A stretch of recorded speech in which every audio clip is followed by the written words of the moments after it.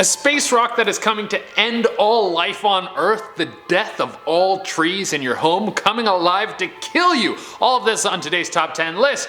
Coming in at number 10, we have death by comet. Space is full of horrors that we would like to understand, but in reality we know so little about what's going on out there. Here's what we do know. There's a bunch of rocks out there, and at any moment one of those rocks could come flying into our planet and send us all to simulation heaven. And if this does happen, the Simpsons would have predicted that too. In the episode Bart's Comet, we have the angsty Bart Simpson discovered that a comet is flying down to Earth, and once the town of Springfield gets word that this big ol' rock is headed down towards them to come kill everyone, they all start saying their final goodbyes. Good news is that the episode ends with the comet breaking up and the town is saved. But having something like this happen isn't that crazy. In 2019, an asteroid passed by the Earth and it was 1/5 the distance from the moon. And probably the craziest part about this asteroid was that NASA didn't notice it until 2 days after it passed by the Earth. So if we do end up getting killed by some massive rock in 2021, at least you would have some security knowing that it would smash into the Earth and kill all of us without any of us knowing. No need to panic. Coming in at number 9, we have sending people to Mars. This has been talked about for a long time, so it should be no surprise that The Simpsons made an episode about this. Elon Musk has been chomping at the bit to try and send a group of people to the Red Planet for reasons I don't know, but I assume he sees human salvation in the stars. But maybe The Simpsons were able to call out how the process will go down. In the episode The Margian Chronicles, we have the Simpsons family sign up to be the crew to be sent out to the stars and colonize Mars. The expedition is supposed to take place in 2026 but gets pushed forward. Now, Elon and his crew of geniuses are planning on sending people on this trip in 2022, but maybe we will have the same outcome where everything is pushed forward and we'll have blast-off happen in T-minus next year. Let us know in the comments below if you want to be on the first trip to Mars. Personally, I'm doing pretty well on planet Earth, so I think I would like to keep things going here. I'll let the first crew of people go through with it and they can tell me how the weather is up there. And guys, make sure you hit that like button because it really helps us out.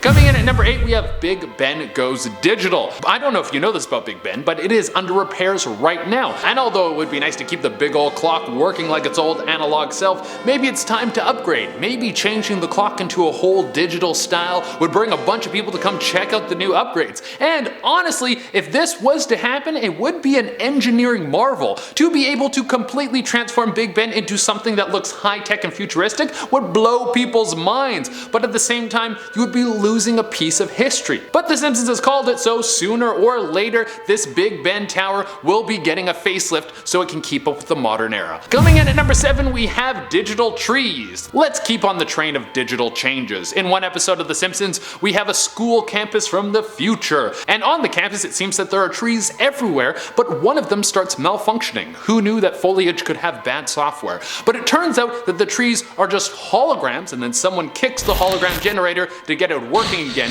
and at the base of the tree we see a plaque that says, "In memory of a real tree." Now I hope that we never see the world get to a point where there are no longer trees on the planet, or that we have to replace them with software, but synthetic trees have already been developed, and apparently they convert CO2 to oxygen better than actual trees. The trees are going to be marching and screaming soon, "They took our jobs." They took our jobs! They took your jobs! They took your jobs too! They took your jobs!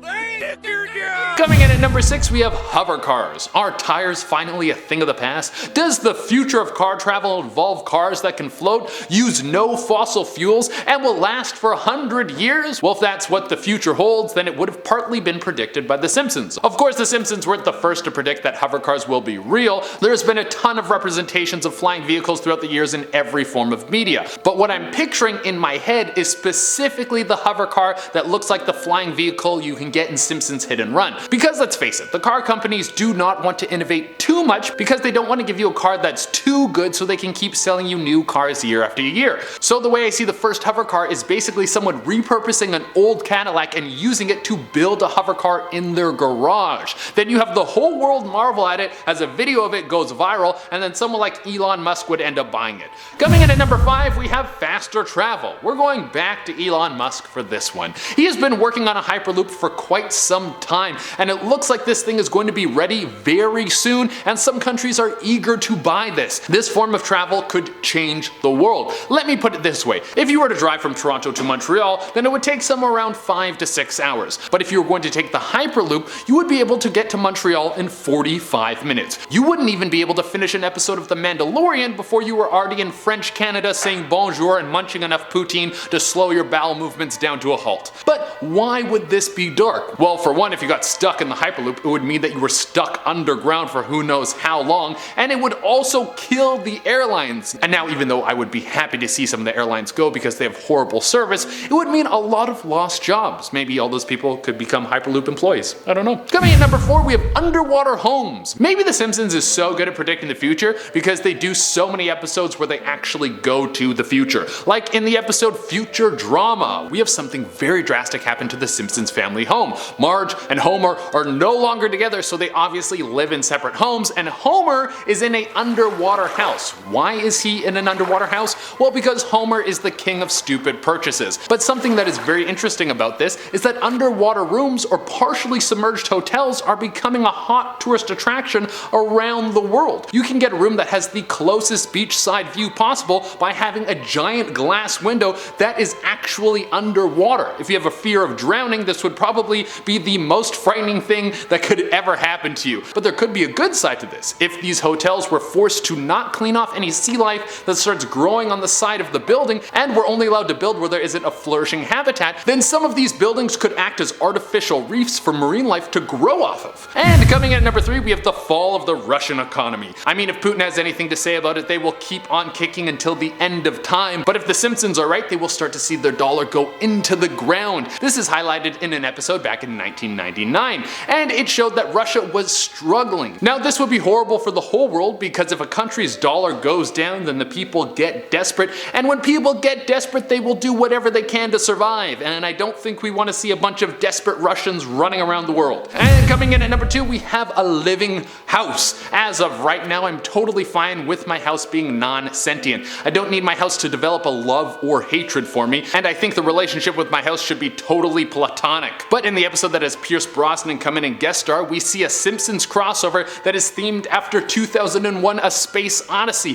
where you have Hal, the ship who's alive and talking to its crew. Well, in the Simpsons version, it's their house AI, who is voiced by Pierce Brosnan. He falls in love with Marge and then tries to kill Homer. Yeah, that sounds awful to me. Everything I do in my home is private, and I don't need some AI with a grudge watching me all hours of the day. I don't need my private life uploaded to TikTok. So if the new homes in 2021 have some AI functionality, you better believe that I will not be buying one. And that's not because there's no chance of me affording a home. It's because it's a personal choice. That's why. And coming in at the number 1 spot, we have World War III. How close we are to World War III really depends on how much news you watch. In my bubble of reality, it would seem that the world is actually a really nice place, and for the most part, people respect each other and no one is eager to try and attack and kill their neighbors. But if you watch a ton of news, then it would seem that the whole world is about to fall into chaos at any given second, and if you watch a ton of The Simpsons, you will know that there's an episode called Lisa's Wedding that predicts World War III. Now, in the episode, a war does not take place, but there is references that World War III has already happened. So maybe in the next year we'll see tensions between Russia, China, the European Union,